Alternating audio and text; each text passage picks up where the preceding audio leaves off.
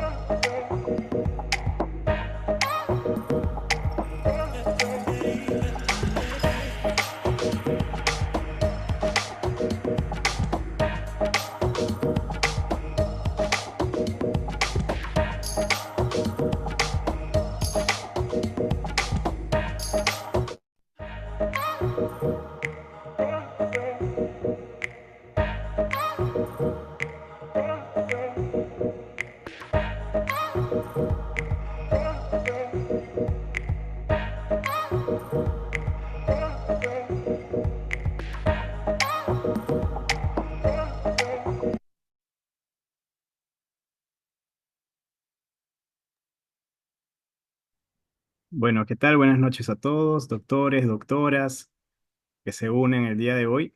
Estamos por iniciar ya con nuestro primer capítulo el día de hoy. Vamos a presentar lo que es la píldora del día, que es un programa de educación médica continua que busca principalmente, ¿no?, promover el uso o el espacio de debate respecto a casos clínicos en distintas coyunturas, según las especialidades médicas, básicamente de áreas críticas que vamos a ir presentando. Como ya les mencioné, el día de hoy tenemos nuestro primer capítulo y nos acompaña para poder estrenar nuestro podcast el doctor Carlos Carcausto. Déjenme comentarles un poco de él, ¿no? El doctor Carlos Carcausto es especialista anestesiólogo de la Universidad Mayor de San Marcos. Él es especialista en anestesia, terapia intensiva, cardiovascular por la Universidad Cayetano Heredia.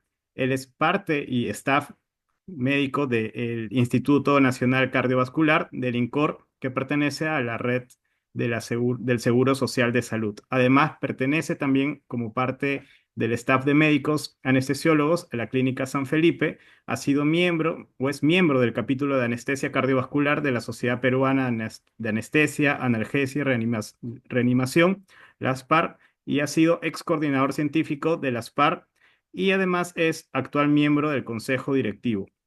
El doctor Carlos Carcausto nos va a presentar como primer capítulo del podcast el caso clínico, como lo pueden ver en pantalla, en cirugía cardíaca.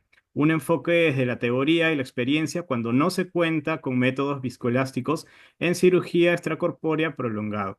Entonces, yo le voy a dar pase al doctor Carlos Carcausto. Doctor, bienvenido a esta primera sesión. Estamos transmitiendo desde Perú. Nosotros somos Grey, representantes de Octafarma aquí en nuestro país. Y el día de hoy también nos están acompañando muchos de sus colegas que pertenecen a la región Latinoamérica. Entonces, doctor, adelante y el espacio de usted. Muchísimas gracias. Bueno, por la confianza y por la invitación. Primero voy a compartir mi pantalla y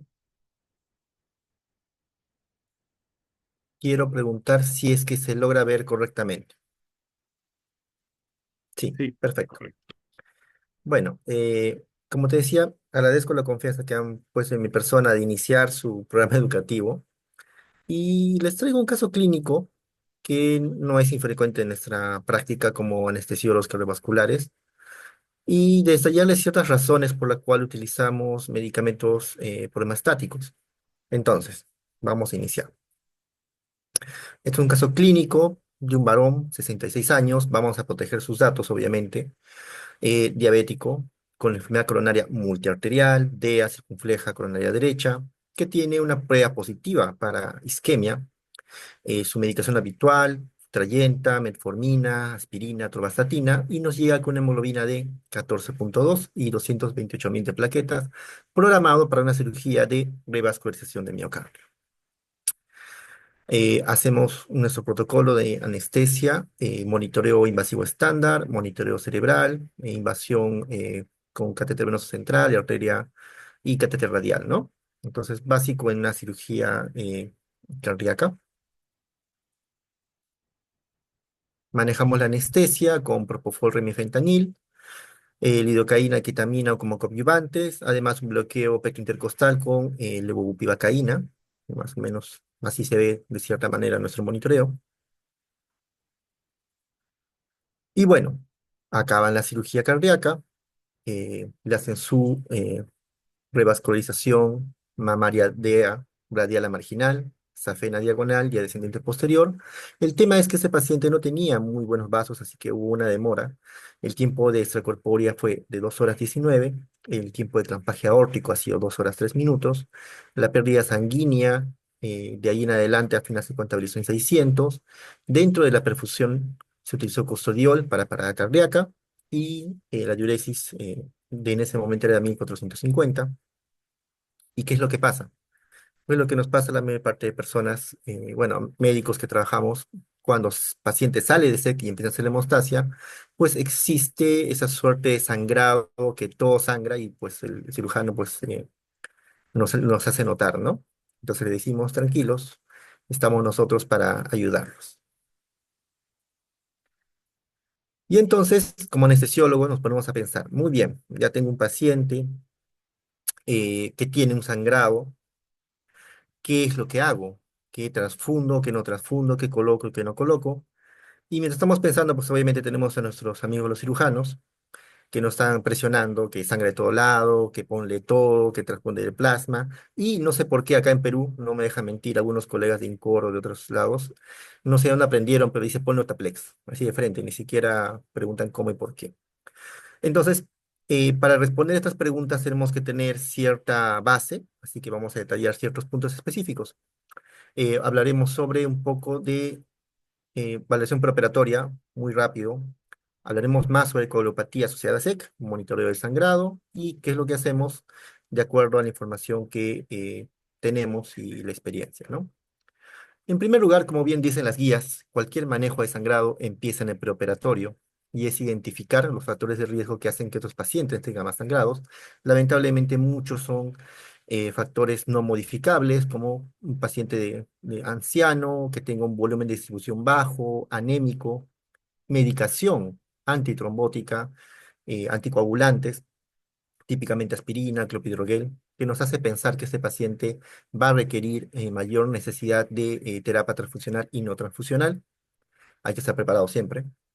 Y otras relacionadas al procedimiento, como el tiempo ese prolongado, que son los factores importantes en nuestra realidad, entre otros factores. Para detallar, más que otra cosa, que el sangrado grave en cirugía cardíaca afecta a un 10%, así que no es nada infrecuente, aumenta la mortalidad y morbilidad, es cierto, y que por estadística es una de las cirugías que requiere más hemoderivados, requiriendo un 20 a 40% dentro de todo el contexto de de cirugías de rutina, ¿no? Y es más, cuando hay procedimientos complejos, pues el transfundir más sí se asocia lamentablemente a mayores complicaciones y mortalidad, como ya hemos descrito. Y es que en cirugía cardíaca, la circulación extracorpórea, que si bien ha sido un procedimiento que ha permitido revolucionar obviamente la cirugía cardíaca y hacer cosas que hace muchos años eran prácticamente imposibles, pues tiene un precio. La sangre que entra al circuito extracorpóreo tiene que reaccionar contra el mismo. También cuando el paciente está en circulación extracorpórea pierde ese filtro pulmonar, ¿no? que tenemos naturalmente. Hay cambios agudos de la temperatura, se asocia a hemodilución cuando se ceba el circuito. Utilizamos anticoagulantes y reversores, heparina, protamina, y posterior a ello también el mismo sangrado quirúrgico puede favorecer o perpetuar el mecanismo de sangrado. Hay mucho que hablar en la fisiopatología de la coagulopatía asociada a SEC. Básicamente, hay ciertos cambios ya bien descritos en la literatura que dentro de todos los componentes de la coagulación, el fibrinógeno disminuye en 36%, disminuye el número de plaquetas en un 45% aproximadamente, pero más importante que eso, también la función plaquetaria cae entre un 50-70% promedio. También disminuye variablemente los factores de coagulación entre 10 a 50%.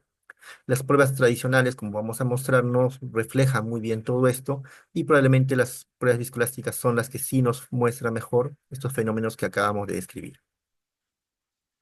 Y entonces, como les decía, los mecanismos de coagulopatía son muchos en extracorpórea que involucran inflamación, complemento, bradykininas, pero básicamente vamos a reducirlo a 4 puntos y de eso que vamos a hablar a continuación. Hay 4 cambios específicos que se asocian con SEC, especialmente SEC prolongado, que son, como les había mostrado, disminución del recuento y función plaquetaria, reducción de la cantidad de fibrinógeno, depresión y alteración de los factores de coagulación, y hay un efecto más que favorece la hiperfibrinolisis, ¿ya? O sea que el coágulo que está, pues favorece que se lise más rápido, ¿no?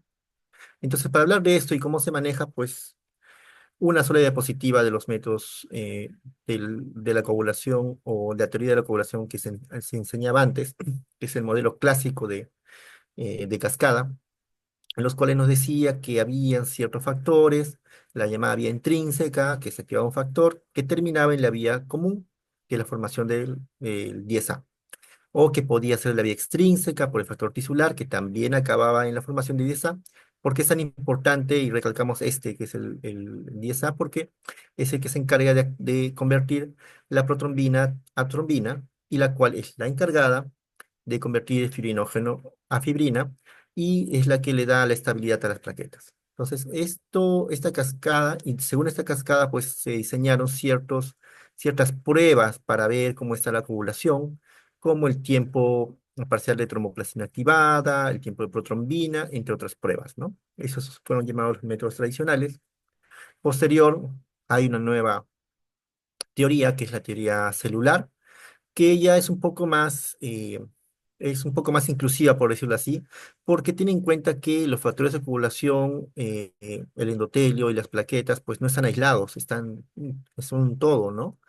Y al igual que el otro, pues tiene ciertas fases, la fase de iniciación, en las cuales desde el factor tisular expuesto acaba en la formación del factor 10A de nuevo, y esta formación de 10A, pues localmente no es suficiente, así que requiere obviamente una segunda fase, que es la fase de amplificación, gracias a las plaquetas activadas y a otros factores de coagulación, genera suficiente cantidad de factor 10A para que se genere suficiente cantidad de este factor que convierte protrombina a trombina. La trombina escinde fibrinógeno a fibrina, y finalmente esta es la que le da estabilidad al coágulo. Para ponerlo de manera sencilla, yo lo comparo con la formación de un muro, que es el coágulo. Pues el muro requiere ladrillos, que son las plaquetas, el muro requiere cemento, que en este caso sería la fibrina, y obviamente quien está orquestando todo en diferentes niveles, pues acá lo representamos por una especie de albañil, ¿no? De esta manera me permite explicar varias cosas, ¿no? Entonces, son importantes todos los componentes, ¿no? Cuando uno maneja el sangrado o coagulación, pues el que solamente uno se enfoque en uno solo, pues va a hacer que el muro no se forme. Necesita participación de varios a la vez. También en todo este sistema tiene que haber algunas sustancias que lo limiten, ¿no? Por ejemplo, la tritonina 3, que va a inhibir la trombina, y adivinen qué medicamento pues aumenta su actividad 1000 veces, pues es la heparina. Por lo tanto, la heparina, ese es su mecanismo de acción, ¿no? Por medio de la tritrombina. También existe un sistema de lisis del factor tisular del plasminógeno que va a hacer que se transforme plasminógeno a plasmina y la plasmina es la que hace el tema de fibrinolisis, lisando obviamente el coágulo y quien puede parar todo esto es el ácido tranexámico, ¿no? Entonces son dos medicamentos importantes que mencionar en todo esto porque se utilizan comúnmente en cirugía cardíaca. Ahora, ¿cuál es el problema con los métodos tradicionales? Los métodos tradicionales de evaluación de la coagulación, pues, evalúan un solo tiempo. No nos dicen nada acerca del muro, del coágulo, de la fusión plaquetaria, ni tampoco de la lisis del mismo, ¿no? Otra cosa importante que sí tiene relevancia es el procesamiento. Hay que llevar la muestra, el resultado, y puede ser 30, 45, una hora promedio en nuestra realidad, ¿no? Para tener un resultado. Y como son pruebas aisladas, pues no nos permiten dar una información de qué componente realmente está fallando, faltando en todo este proceso. Mientras que existen ya pruebas viscoelásticas, el, la tromboelastografía, la tromboelastometría, el TEG y el ROTEM, que sí nos da más información, porque son métodos que sí evalúan la coagulación, es como la historia de un coágulo, como así lo llamamos, nos da más información del mismo, su estabilidad, su firmeza, si nos habla también del proceso de lisis que le ocurre, ¿no? Se hace de manera más rápida y normalmente a la- a las, a- cerca del paciente y nos da más información para tomar decisiones de qué componentes es que nosotros debemos reforzar. No voy a meterme mucho en la tromboelastografía o el ROTEM, solamente mencionarlo eh, para efectos de la explicación posterior. Sencillamente se pone una muestra en una copa, para el caso de la tromboelastografía. Esta va a girar y conforme el coágulo va alcanzando cierta fuerza, por medio óptico uno va a poder tener una historia del coágulo. Esta raya que ustedes ven es que sencillamente no se formó coágulo hasta que empieza a formarse o tener forma, y esto tiene mucho que ver con los factores de coagulación. Quien da estabilidad al muro es las plaquetas y el fibrinogen, ¿no? Entonces, toda esta parte que ustedes ven aquí, toda esta amplitud, pues corresponde a esos dos componentes. Y finalmente también se puede evaluar lo que es la lisis, ¿no? Después de cierto tiempo, después de 30 minutos o 60 minutos, podemos saber qué porcentaje de ese coágulo ha perdido su fuerza. Y entonces, de manera gráfica, les vamos a mostrar cómo se vería acá, este de aquí, el de la derecha, entre comillas, una tromboelastografía normal, ¿no? Yo digo entre comillas. Existen muchos reactivos, tanto en la tromboelastografía como en el ROTEM, que nos hacen diferenciar específicamente cierto factor o cierto componente. Por ejemplo, el más común en el caso de la tromboelastografía es la heparinasa. Nosotros ponemos la muestra en Caulin, que activa la muestra para que circule más rápido, la vía intrínseca, pero con la heparinasa yo puedo discernir si es que la formación de coágulos está prolongada o no, eliminando ese factor que es la heparina. Entonces uno puede hacer la comparación, acá ven que son diferentes, pues si son diferentes y uno tiene heparinasa, pues la heparina tiene alguna contribución en esta forma.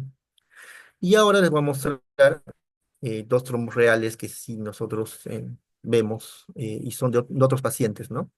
Afortunadamente en el INCOR Perú tenemos la tromboelastografía y de manera rutinaria en pacientes con alteración de coagulación se hace la tromboelastografía.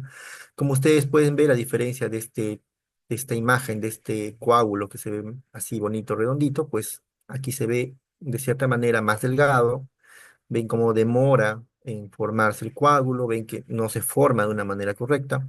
Y todo esto tiene relación con los mecanismos que yo les hablaba de alteración de coagulación asociado a la circulación extracorpórea. Entonces, recuerden lo que les decía, favorece la hiperfilisis, alteración de la número y función plaquetaria, el fibrinógeno y factores de coagulación. Ok. A pesar de que el título pareciera que yo defendiera que se administren o transfundan o se den medicamentos permostáticos sin métodos viscoelásticos, pues es al revés. Ya hay evidencia sólida de que la terapia guiada por objetivos, en el caso de la alteración de la coagulación asociada a cirugía cardíaca, pues es lo ideal, ¿no? Tener un ROT, tener un TEG y de acuerdo a cada uno de los componentes, saber qué componente es el que está fallando y transfundir o administrar algún medicamento premostático que vaya directamente a eso, pues es lo ideal, ¿no? Y antes de seguir, pues ningún algoritmo, ya sea con ROTENTEM o sin pues se va a o empieza sin esto, que es corrección básica de estos factores, que primero era un triángulo, ahora lo han puesto como un diamante: hipotermia, acidosis, hipocalcemia, que son factores muy importantes que uno tiene que corregir antes de ver todo este tema de alteración de coagulación de otros componentes, ¿no? Son cosas muy, muy básicas que tenemos que manejar antes de...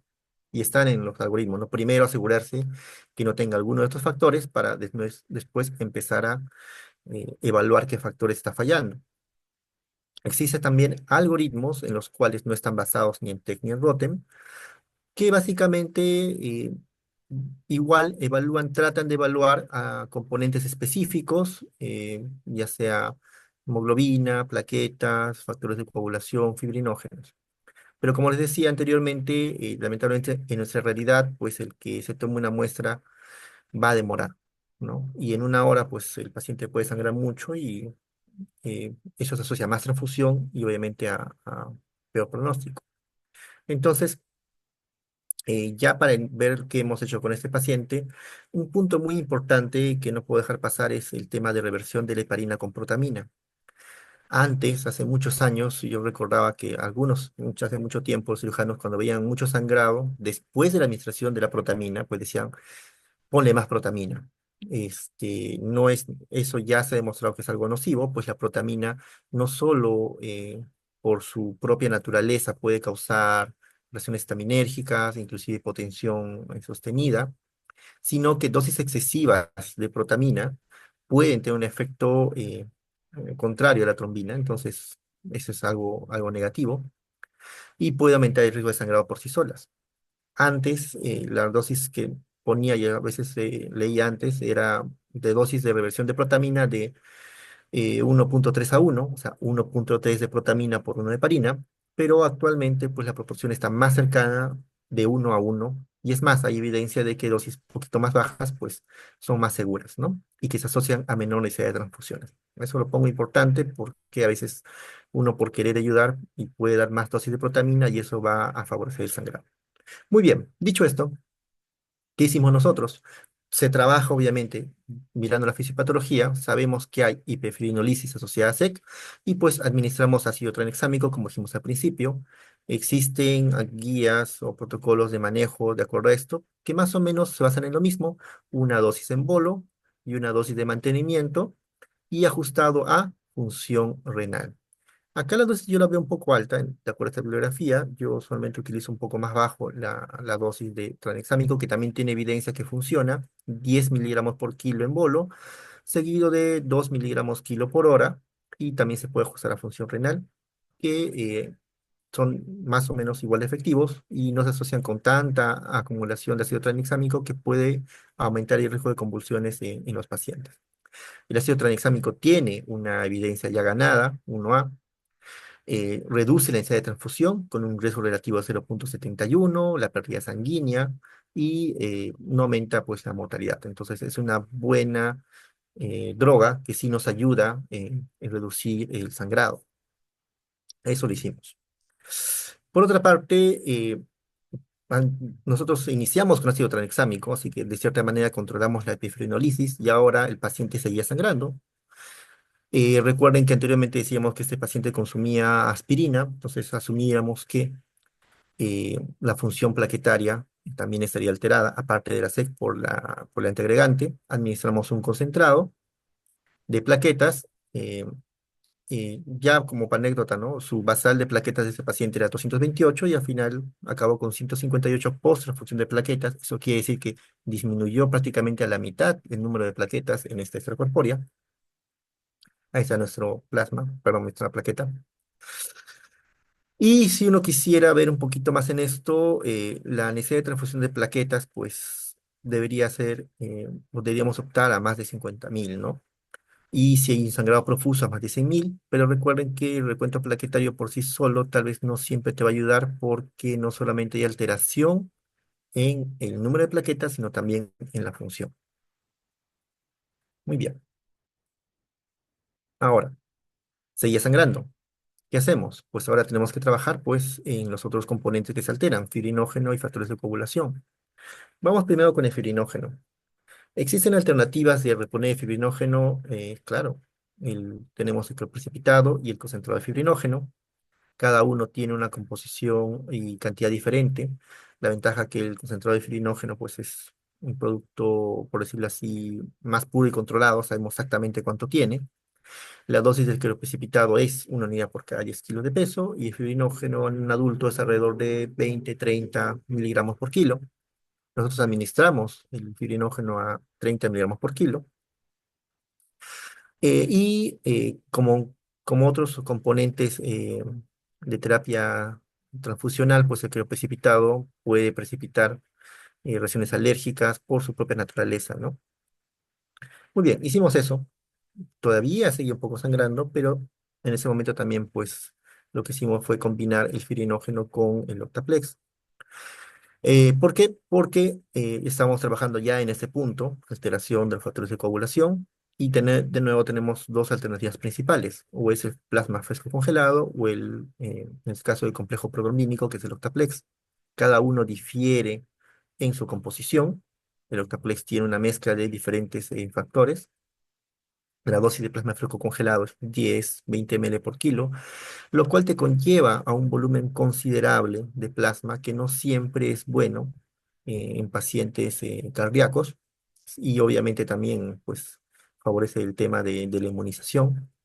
Y el Otaplex, pues por otro lado, su dosificación es un poquito más precisa, entre 25 a 50 unidades de factor 9, o también se puede sacar de acuerdo al INR, ¿no? Yo de manera muy práctica, si no veo una alteración muy fuerte de la coagulación, le pongo un ml por kilo de peso a los pacientes, ¿no? De manera práctica. Muy bien. Entonces, eh, ya para terminar, y agradezco obviamente su atención. El manejo de un sangrado post cirugía extracorpórea, especialmente si es prolongada, pues requiere conocimiento, requiere tener también pues los componentes, requiere monitoreo. Y lo ideal, como les decía y lo vuelvo a recalcar, no es que yo favorezca que se transfundan los componentes de manera ciega, sino basados en la evidencia que tenemos actualmente. Si tuviésemos un monitoreo viscoelástico, sería lo ideal, pero lamentablemente, por lo menos en nuestra realidad, no todos los centros cuentan con centros viscoelásticos a la mano y ni siquiera todos, pues, todos los componentes, ¿no? Entonces, tenemos que adaptarnos a la situación y si disponemos, por suerte, de medicamentos como estos dos que van a favorecer la hemostasia y van a evitar que nuestro paciente en ese periodo pues sangre, vamos a reducir la cantidad de componentes a transfundir y eso va a impactar obviamente mejor en nuestros pacientes, ¿no? Entonces, ¿qué razones hemos utilizado de manera personal, ¿no? Para utilizar estos medicamentos en este paciente? Pues uno, que son medicamentos que no van a alterar la inmunidad, pues por su proceso, ¿no? La otra cosa que ya se aprobó que son efectivos, así en las guías de transfusión ustedes lo van a encontrar tranquilamente como alternativa o inclusive como primera línea, ¿no? La otra cosa muy importante que no hay que subestimar es la no dependencia de banco de sangre. Cuando nosotros por lo menos aquí pedimos plasma o creo precipitado, pues el proceso a veces demora, mejor de los casos, 20-30 minutos, pero eso ha demorado mucho más y todo ese tiempo el paciente pues va a estar sangrando y tenemos que hacer algo, ¿no? Y la otra cosa es si nosotros queremos monitorizarlo o hacer un protocolo que no dependa de métodos viscoelásticos, pues el laboratorio lamentablemente pues nos va a demorar tranquilamente también de nuevo 1 hora y en ese periodo pues nuestro paciente se puede descompensar. Nuestro paciente tenemos, aunque tenemos el consentimiento del paciente de darnos su caso, pues este es su foto del día siguiente, protegemos su identidad de toda esa cirugía Sí transfundimos obviamente un paquete globular y extractor de plaquetas.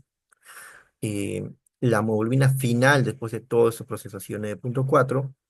Y definitivamente si no hubiésemos utilizado Octaplex y el fibrinógeno, pues probablemente hubiésemos transfundido más, eh, aumentando la morimortalidad en este caso. Afortunadamente nuestro paciente al día siguiente está totalmente tranquilo, lúcido, sin dolor, y tuvo una salida pues tranquila de su cirugía cardíaca. Bueno, muchísimas gracias por su atención. Se me ha permitido hacer un poco de propaganda. Brian, Sí. si están interesados, hay un curso que estamos organizando que tiene varios módulos. Pueden escanear el programa que lo tienen ahí. Y tenemos una parte específica, que si mal no me acuerdo es el 22 de junio, en el cual vamos a hablar más sobre lo que es la coagulación. Entonces ahí tienen el QR si quieren ver el programa, o búsquenos en redes como Instituto de Anestesia, y si quieren hay un descuento para los que asistan a esta clase. Bueno, muchas gracias. Sí. Muchas gracias, doctor Carcausto. Excelente su participación. Vamos a dar pase esos minutos para quienes quieran hacer algunas preguntas. Pueden levantar la mano y les damos acceso al micro para que puedan abiertamente hacer su pregunta. O de lo contrario, también pueden escribir al chat. Yo estaré gustoso de leer sus consultas. Sí, buenas noches. ¿Se puede? Sí, Hola. adelante, doctor. Buenas noches. Primero felicitar a colega Carcausto. Excelente exposición. Muy buen caso. Yo tengo una curiosidad, más que pregunta. Después que el paciente llegó a la UCI, eh, le toman los perfiles de coagulación. ¿Qué tal le salieron los perfiles, o el perfil de coagulación? ¿Qué tal salió? ¿Había algún Sí los déficit o tengo. estaba ok? Gracias, doctor. Normales, firinógeno 158 y el resto todo en el rango normal. Es más, tenemos un caso muy específico de un caso de un neonato que tenía enterocolitis necrotizante y tenía un INR en 13, más parece, salía de la escala. Los neonatólogos no nos creían, decían no, y iban a transfundirle plasma por el neonato. Le pusimos de nuevo, en este caso una dosis de Octaplex, y de nuevo normal, ¿no? Entonces, sí son efectivos. En este caso, este paciente sí fueron normales. Lo tengo ahí y después se los paso, pero sus controles posteriores laboratoriales sí fueron prácticamente normales. ¿Alguna otra pregunta o consulta de repente para el doctor?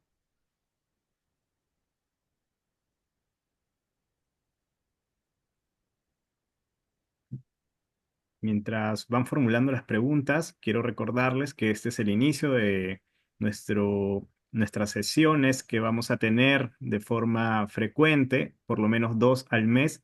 Este ha sido el primer capítulo con el doctor Carcausto, ¿no? Enfocado más a cirugía extracorpórea. Sin embargo, están invitados todos los casos clínicos que puedan presentarse en en las áreas críticas, ¿no? Tanto emergencias, de repente con el tema de trauma, por el tema de médicos intensivistas o incluso trasplante, ¿no? Que no es muy frecuente en nuestro país, pero que existen casos también. Entonces, igual el video y la presentación del doctor Carcausto va a estar subido en pocas horas a YouTube. Lo pueden encontrar a quienes se unieron de repente un poco más allá de las 8 de la noche. Eh, si no me equivoco, acá hay una pregunta del doctor Rosendo. Con respecto al bloqueo regional, ¿nos puede dar más especificaciones?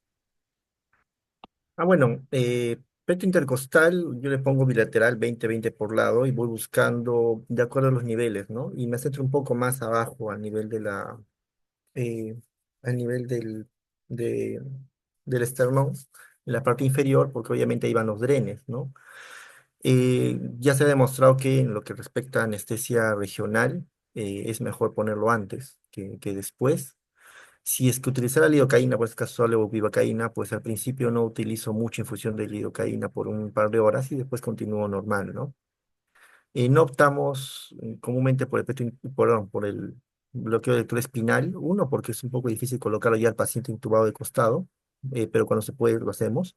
Yo personalmente prefiero el peto intercostal, ¿no? Para el tema de esternotomía. Ya con nuestra toracotomía cambia, ¿no? Volumen 40, levo 0,25, normalmente son tres punciones de acuerdo al nivel y voy distribuyendo el volumen bilateral, ¿no? Luego también el doctor Alfredo Sotomayor nos consulta acerca del complejo protrombínico y CID, la relación con CID. Ah, con CID. Bueno, no es específico ahorita mi exposición sobre CID. Definitivamente, recuerden que en el tema de coagulación, cuando hay CID, no es de que, ¿cómo le explicaría? El estado de la sangre, pues puede pasar de trombótico o sea, puede pasar de sangrado a trombótico, ¿no? Fácilmente. Entonces, ¿qué pasa con esa idea? Hay consumo de muchos factores, demasiados factores, ¿no? Entonces, de acuerdo al estado el clínico que esté el CID, pues habría que reponer, ¿no? Lo ideal sería, como les decía, demostrar cuál es el factor que falta y reponerlo.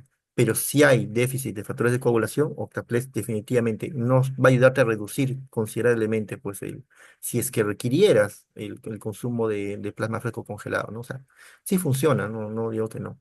Funciona muy bien. Sí, doctor. Hay una pregunta más, nos hace la doctora Olivera Orellana. Dice, Ujú. cuando usa Fibriga y Octaplex, ¿tiene sus dosis tope máximo por kilogramo? Mira, hasta ahora, afortunadamente, no me ha tocado ningún caso que haya necesitado dar más dosis, ¿no? Con Fibriga, 30 por kilo, y Octaplex raramente paso de 1 ml por kilo hasta 1,5. Hasta el momento no he habido ningún caso que yo recuerde que haya tenido que doblarle la dosis o pasarle más, ¿no? Con fibrinogen, pues sí hay escritos, ¿no? Sí queda más de 50, si mal no me acuerdo, pero no, afortunadamente no he tenido una dosis top. Con esas dosis me ha sido más que suficiente. Sí. Una consulta más Eh, del doctor Walter Castro, si en su centro hospitalario cuenta con recuperador sanguíneo. por supuesto que sí hay recuperador sanguíneo. El recuperador sanguíneo es muy bueno recuperando la masa eritrocitaria, pero ¿cuál es el problema? Que cuando uno recupera mucho volumen, yo podría ponerle más de 500, más de 1000, tú le regresas la masa eritrocitaria, pero esa masa eritrocitaria no tiene factores de coagulación, son sencillamente eritrocitos. Entonces uno puede pensar que al recuperar la sangre, pues no vas a necesitar transfundir más, lo cual no necesariamente es así. Cuando tú retornas la masa eritrocitaria, haces un proceso de modilución hasta que ya rompas el balance o el equilibrio que hay y ahí sí requieras reponer otros componentes. De nuevo, ¿quiénes están ahí a la cabeza? Pues plaquetas, factores de coagulación y fibrinogen, ¿no? O sea, tienes que formar el muro. Entonces ahí entra obviamente el fibrinogen, Octaplex y plaquetas, ¿no? Si hay recuperador, utilizamos el recuperador. Cuando son volúmenes pequeños no hay mucho problema, pero cuando se recupera demasiado, pues sí hay que reponer otros factores. Ujú. Sí, la doctora Viviana Rothbaum levantó la mano, creo que quiere hacer alguna pregunta. Hola, buenas noches. Buenas noches, ¿cómo está? Me comunico con ustedes desde Buenos Aires, Argentina. Yo soy médica hemoterapeuta y con respecto al recuperador, eh, es eficiente si se usa enlazado a toda la dinámica de la bomba de circulación extracorpórea. O sea, cuando ya están sacando las líneas, están desconectando las líneas tanto arteriales como venosas y se escurre la bomba, ahí el recuperador realmente tiene una función muy importante. Pero más allá de eso, eh, todo el producto que es en una cirugía que se desarrolla dentro de los límites normales, el producto que se recupera pocas veces llega a compensar las pérdidas y sobre todo, como el doctor decía, nos quedamos cortos con el resto de los hemocomponentes. Y con respecto al plasma, el tema, sobre todo en un paciente que tiene un corazón en un estado tan vulnerable, la sobrecarga circulatoria y el tema de la albúmina en el plasma, que va a hacer que se retengan los líquidos mucho más en el intravascular. Por eso considero que las terapias de reemplazo son muy importantes. El problema es que acá, seguramente en todos los países de Latinoamérica pasa lo mismo, hay alguien en un escritorio que desconoce la valía de los hemos derivados y hace números y se queda con los hemocomponentes, o sea, con la transfusión convencional. Eh, ¿Cómo hacen ustedes para enfrentar esa situación y para poder aclararles a aquellos que están en un escritorio que no conocen los temas intrínsecos a la coagulación, para explicarles los beneficios y si tienen, hacen cuadros comparativos, más allá de las generalidades que existen en el cuadro que usted presentó, doctor? Bueno, ese es un tema, como se dice, creo que pasa en toda Latinoamérica, ¿no? Como que hay personas que no comprenden el tema y omiten una opinión. Es más, a veces acá en Perú, por ejemplo, ni siquiera son médicos, ¿no? Entonces, y ese ha sido todo un proceso. A ver si la doctora Villarroel está por aquí, que es mi jefa. ¿Qué ha pasado aquí, por lo menos en el Perú, en la experiencia que tenemos? Se ha ganado, pero se ha ganado poco a poco. Uno, implementar los métodos viscoelásticos. Dos, contar con complejo protrombínico, con Octaplex, una falta de fibrinogen. Eh, y esto ya lo estamos justificando porque ya por fin tenemos una base de datos, que es la RedCap, gracias a la doctora Marina Guamán, y hemos demostrado que el promedio de transfusiones que tenemos, especialmente en pediatría, pues son bastante altos, ¿no? Y definitivamente eso a la larga va a ocasionar en los pacientes, pues, problemas inmunológicos muy importantes. ¿Cómo logramos revertir eso? Pues yo creo que es con estadística y una lucha perenne. Lamentablemente no hay una razón para toda esta sin razón de que no nos aprueben ciertos medicamentos que ya están comprobados que mejoran el pronóstico del paciente, pero ya va más que un tema médico, ¿no? Ya un tema de lucha administrativa con razones. Yo creo que las estadísticas de cada centro propias ayudan mucho a justificar lo que estamos haciendo. Afortunadamente, como decía, ahora tenemos la RedCap, ya hemos demostrado todo el problema transfusional que tenemos y ahora es momento de mejorar. Espero que para el próximo año tengamos mejores noticias Pero eso con ella esto. lo ve con Carlos, no nos avisa a nosotros. Ok, entonces, siendo las 8:45, doctor, agradecemos su participación a cada uno de los que han participado con sus preguntas, precisiones y acotaciones también. Como les decía nuevamente, este es el inicio de un programa que busca concientizar y generar una comunidad en lo que hoy en día es PBM, ¿no?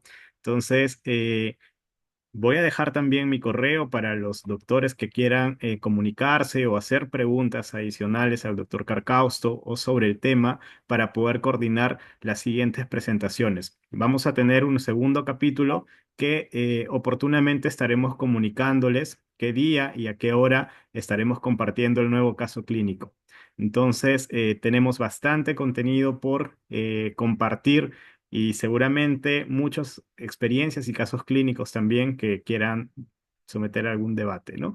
Entonces, gracias a todos por su participación. Doctor Carlos Carcausto, nuevamente agradecido con su presentación y será hasta una próxima fecha. Hasta luego a todos. Muchas gracias, doctora Viviana, por su disertación. Un gusto con todos y gracias obviamente por participar.